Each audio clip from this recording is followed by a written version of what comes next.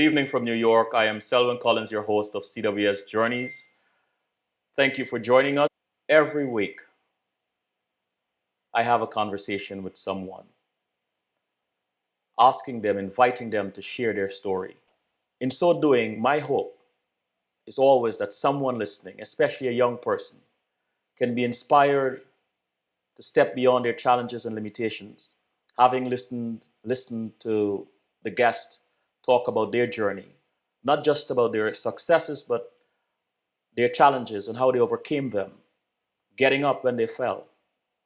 To me, that is most important. This evening, I am especially glad to have a guest, this particular guest, who works with men and works with young men. And his goal is to help men to succeed. I am going to bring on Mr. Kersey, Gerard Kersey. Gerard, good evening and welcome to CWS Journeys. Thank you. I appreciate it. Thank you for having me. I should turn on your mic.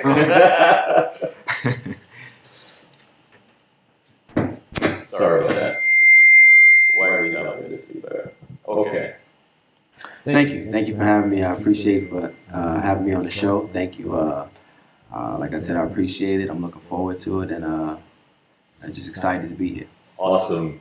Gerard, well, let me read a little about you. You're an entrepreneur who mentors and transforms young and old men through your organization. It's called That Suits You. Yes. An organization you founded because you saw a gap in the community that needed to be filled. Correct. All right. You could lean back just a little bit from the mic there. Okay. Let's talk about that. My last question was to tell us a little bit about That Suits You. How did it get started, and when did this happen? Sure. Well, That Suits You, we got started about February 2013. And the reason, like you said, the reason we got started is because we saw a gap that was really needed as far as men needing attire. I used to do a lot of interviews for men coming in for work, and they used to come in pretty qualified, but they weren't dressed properly. And because of that lack of attire, it kind of hindered them from obtaining the job. So, seeing that need, I kind of thought of, what can I do to assist? Instead of just seeing this need and not doing anything about it, I kind of said, well, what can I do to fill the gap? So I had a bunch of suits in my closet that I was no longer wearing, for various reasons. And I asked my brother, he had the same situation. So we started with our own personal suits, donating to different men who can use them. And then it just kind of grew. We figured, well, who else can we assist? So we started working with different programs all over New York City. There's so many programs that are actually training men. But sometimes once they finish those programs, they don't have the attire to go on to the interviews. And everybody knows how important image is. If you walk into an interview, I don't care how qualified you are, if you aren't dressed properly, the first reaction is going to be a negative one. So that's a big factor. So giving these men the suits that they needed was tremendously instrumental to them obtaining the employment. So the men loved it, the programs loved it, we loved it, and it just started growing from there. So it's been going on for about almost 3 years right now. So it's really taken off. By the end of this year, we want to reach the 1,500 men threshold. So we're well on our way, and just think 1,500 men we've been able to assist in some way to obtain employment. And also we give suits to graduates also. So if you're going to prom or graduation, we try to help the young men go to prom looking nice. Some men, some young guys, once they graduate, they didn't have anything to wear for prom. So we kind of help in that area as well. Let me dial back a little bit, because this is interesting, right? This is very intriguing. Here is this young man in the community, saw a gap that needs to be filled, and put yourself out there. And you've been very successful at it. But one of the things I like to do on this show is I consider each person a gem with many facets. But oftentimes people get a glimpse of one or two facets and they form an opinion. Yes. I like to twist the gem and expose the other facets. So let's twist a little bit. Okay. How do some people attempt to describe you Gerard Kersey, this man who we have come to know, or many have come to know as Gerard Kersey. Mhm.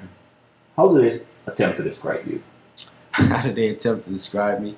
Um, I would say that they would attempt to describe me as, somebody that's trying to help, that's trying to make a difference, that's trying to be a mentor or a leader to inspire the next generation to go forward, and not only inspire but also provide something.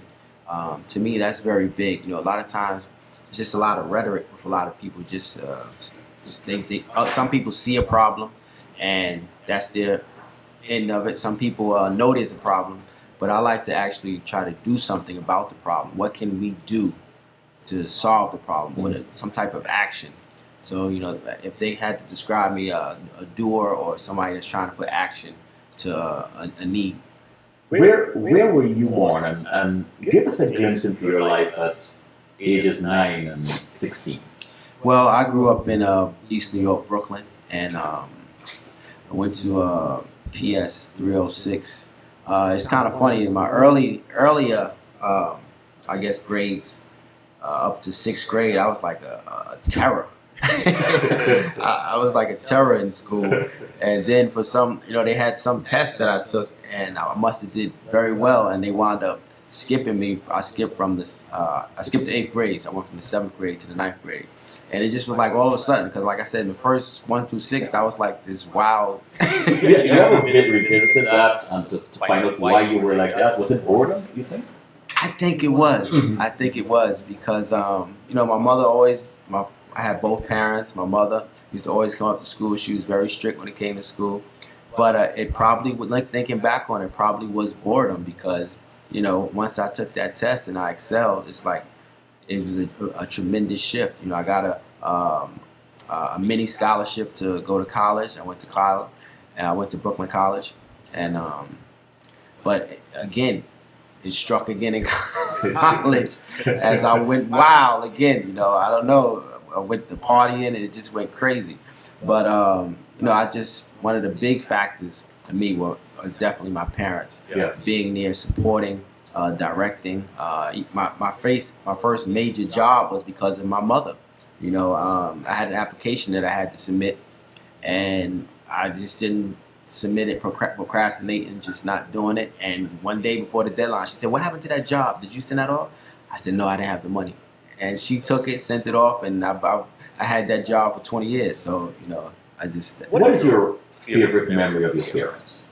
My favorite memory, I think just the fact that having them there consistently throughout the years. Because a lot of my friends growing up, they had one parent. Most of them had one parent. There was a couple that had two, but most of them had single parent households. So just the fact that I had two parents. Of course, everybody joked on the father. The father was always the running joke. Everybody told jokes, but we never told jokes on our mother. But the fact that both of them were there for me throughout those years was a tremendous factor. If they had to, if you were to eavesdrop your parents telling a stranger about you, what do you think either of them would be saying? I believe that they would say that Gerard. No, let's start with moms first. Okay, I believe that moms would. My mother, she's always gonna praise her children. She was always tough on us, but she would always praise her children. So she would say, he's an excellent child, very giving child, very loving child, and he'll do anything for you. And my mother can ask me to do anything, and it doesn't matter what it is, and I'll do it. And the reason it's like that is because I know the same way. If I ask her to do something, she never thinks of a way to get out of it. You're the last child? I'm the first. You're the first? Yes. So, I asked you about 9 and 16. Who was Gerard at 21? 21. Funny, I was preparing to get married. I got married early, and I've been married for, I don't want to get this wrong. No, I've been married for 23 years. 23 years. So I was at 21. I was preparing for a wedding. So yeah. What's that like, being married for 23 years? What do you attribute to well, let me bring a parallel, something parallel. You've been in your job for what, 20 years? NYS? A little less, yeah, about 21 years. About 21 years. You've been married for 23 years. Longevity implies stability, implies loyalty and strength. What do you attribute to these things? Let's deal with your marriage. Why does it work for you? Goes back, I believe, to my parents. I mean, they've been married for going on 30-something years. I mean, that's a long time to be married. So just seeing their example, and it all wasn't good times. That's the thing. I think that's the main thing. It wasn't always good times. I mean, I can think back to some very challenging times growing up, but the fact that they stuck together, they built the marriage. They built a marriage. I've seen that firsthand, so that kind of stuck with me, and it's just built in my heart. Is that something you and your brother work on, togetherness, working things out? Yes. Describe that relationship. Very strong families, very strong relationship. Every time I see my mother, we kiss. Every time my brother sees her, my sister, we kiss, we hug her. It's just remembering bonding as kids. Now, growing up, my father, he wasn't that loving father, grab, I love you, but he displayed it by his actions. He was always there.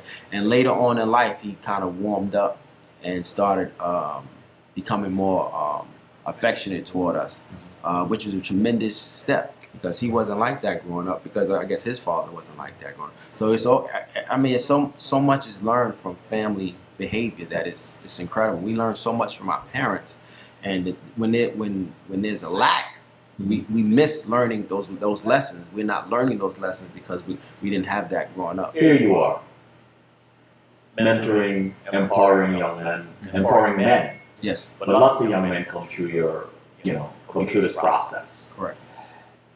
When you are in front of a particular young man or several men, and it seems challenging because they're battling with whatever. Correct. Do you draw upon your experiences from your family, from mom, you and your family? Do you draw upon that to deal with these situations? Definitely. I think, how can I particularly reach this particular young man? Because a lot of the young men that we speak to or mentor, they have so many barriers. So you try to think, how can I get to the barrier? And if they don't have a man in their life that has spoken to them previously, it's a challenge for us to get through to them, because they don't have that understanding of where I'm coming from. What's my angle? What do I want? I'm trying to get something from them. When actually we're trying to give so many things to them. So I mean, I try to use experience from my job where I'm working, where I've been a manager. I try to use my family experiences, different experiences that I've gone through in my childhood, to try to reach these gentlemen, these young men, on where I can just impart some wisdom to them, and see how can I reach them, what words can I say, what can I do. And when we give workshops and when we mentor them and speak to them, we seem to always find a way to break through somehow. Now, we don't reach every single person, but we do reach a good What is number. one of your most challenging, or give us a challenging experience you had? You don't have to call names, but a situation, and how you dealt with that.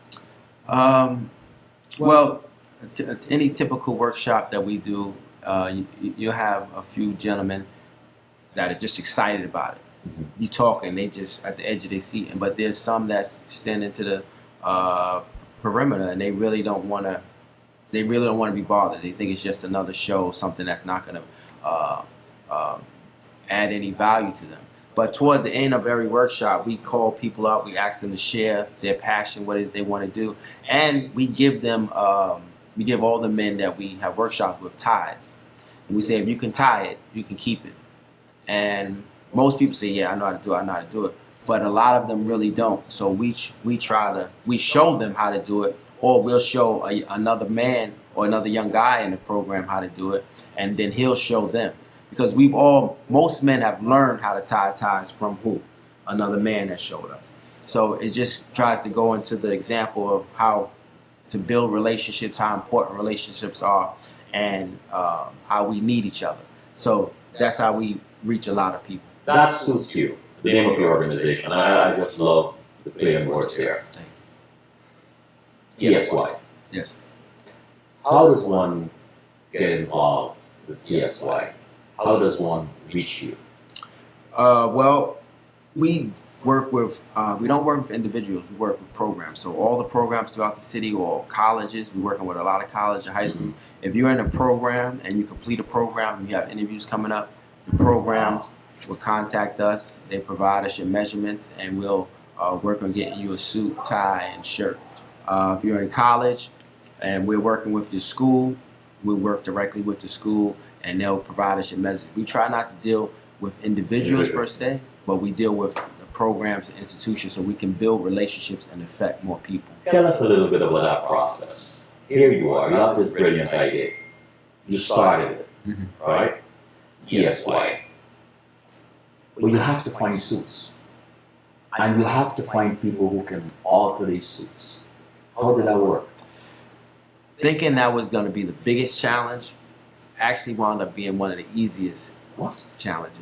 Getting the suits that's probably the easiest part of the process. I mean, because if you look around New York City, I mean, this isn't not no disrespect, but this isn't like Kansas. You know, most men in the city, working men in the city, have a suit. Yeah. And most times they grow out of it, or they, the styles change. Right now, it's no pleats, so you don't really wear pleats in your suit. So I mean, styles change, but I mean, I work in New York City, Manhattan. And I walk by Bryant Park, and all you see is men in suits. Manhattan men in suits. Suits are all over. That's the least of our issues, obtaining suits, because we once you let the word know, or once somebody sees us collecting suits, oh, what are you doing with those? Oh, we give these to men. Oh, I got plenty of suits. So suits are coming every week. We're picking up suits. We have churches that do suit drives for us. Now the thing with the churches and the suit drives, you got to be very careful. Because in those cases, we get the yellow Easter suits with the 6 buttons, and when they give you those suits, they like, oh, they gonna kill it interview and that, and I'm like, that's not really gonna happen. But I'll accept it and I'll donate it to someone else. But we can't give somebody going to interview a yellow 6 button Steve Harvey from. We can't do that. That's not gonna work. You're killing me here, man. Yeah, that's not gonna work. But that's why we try to be very specific. We say blue, gray, brown, black suits. Interview ready. Interview ready can mean anything to some people, but we try to let them know exactly what we need. But the gathering of suits actually is fairly. It's not as hard as you. And then people to alter them. Well, we work with different cleaners. We work with Bridgestone cleaners in downtown Brooklyn. We work with Bridge Cleaners downtown Brooklyn. This is non-profit. We know any exercise, any effort requires some kind of funding. How is that for you guys? How do you guys sustain yourself? Well, funding is always an issue with nonprofits. But right now we have a board of directors and we pay dues, and we're always looking for donations from individuals to donate. We have a GoFund account, so they can donate. They can donate. Let's do it right now. They can donate through PayPal. So I mean, there's always ways for people to donate money to help us to continue what we're doing. Because I mean, things do cost. If someone was listening right now and said, you know what, I want to donate this instant. Yeah, definitely. Where do they go? They go directly to the website www.thatsuitsyou.org. That's THATSUITSYOU.org. You go right to the website. You see it on the website. It says donate. You just click that, and it goes right into PayPal, and it's tax deductible. We're official 501c3, so they could definitely donate that way. What are some challenges you had in the beginning? The challenges in the beginning were just getting, like I said, I didn't even realize how many job training programs there were in New York City. I really didn't, because you see so many people that are looking for work. But then there are so many job training programs here to help people get jobs. And I mean, we work with FedCat, we work with Osborne Association, we work with Hope Program, we work with Workforce One. There's so many here. So just getting around to all of them and having them see us as a resource. Because for women, they know that for women, they can get clothing from Dress for Success or Bottomless Closet. For men, there was only one other agency that people went to, and they said that they had to pay a certain fee for it. So, I mean, with That Suits You, the clothing is free to the individual. The clothing is free to the program. It's all about making the connection and building relationships and getting these men back. Have you ever been asked this? Here you are working on men, empowering men to be successful. What about women? All the time. How do you handle that? How do you deal with that? I was speaking to somebody from Dress for Success the other day because we're building a partnership with them, and they say they get asked all the time, "You work with women, why not men?" It's just that we have a vision for men. I mean, our vision is to assist men. You see, I mean, if you're on Facebook, you'll see thousands of associations built women empowerment, building women, women together, women, let's do it, women, ladies, women, let's do it, girls, let's do it, everything for women. But there's very few for men because whatever the reason. So we're trying to, that's not our vision. Our vision is to empower men. Because if you look on TV right now, for most black men you see on TV, on the news, is something negative, criminal activity, something going wrong, something stolen, something broke, somebody killed, some crime. So we're trying to change that image to be one of a positive image. Men in suits, men working, men doing businesses, men networking, men building together. When you were working with these young men, what are three principles you try to impress upon them? Three principles of success. One would be how important their image is. I don't think we really realize how important that is. I mean, even it wasn't yesterday I was out doing something at a store, and just you see a lot of our young men still sagging their pants because I guess it's a cool style. You know, pants hanging off the butt. I mean, that seems like a cool style. Everybody says how unattractive it is, but then a lot of people are doing it. So it must be attractive to some people because they're doing it for some reason. So how important the image is, and the suits. Not just saying you can't wear jeans and boots, because you can still do that. The suits are all about options. Life is all about options. You have the option to do this, but that means you also have the option to do this as well. So it's all about building options. So how important images is one. How important being on time is, because time is a huge issue. I mean, because if you're supposed to meet someone at a certain time and you're always late, there's no reason you should always be late. Sometimes you may be late, things happen. But always late, that's a character flaw. So how important image is, how important being on time is, and thirdly will be to not to settle for just being mediocre. I mean, you may have a passion, a vision, or a dream, but you think that, nah, I can't do that because that's going to be too hard for me. Don't settle for just being average. Be the best you that you can be, because by you being the best you that you can be, you're going to inspire other people. Just by doing what it is that you called to do, you will inspire others to dream and to live big and to do what they want to do. Because Oprah decided to be Oprah, yes, she's inspired millions of women. Because Steve Harvey, because Tyler Perry, because they decided to be who they are, they've inspired so many people. What about attitude? How important is attitude? Attitude is tremendous, because attitude really will decide whether or not you're gonna take those steps to the next level in life. Because so many people have nasty attitudes, and the thing is, they don't realize it. They think they have great attitudes. They think, I do a lot with customer service, and people who handle customer service, if they can see a videotape of how they actually deal with customers, they will realize how poor their customer service is. But in their minds, they're believing, wow, I'm great at customer service. No, you're horrible. Your customer service is horrible. So our attitudes have to be adjusted if we want to really achieve a lot of things that we want to achieve. You can't have a nasty attitude and have a positive life. It's just not going to happen. You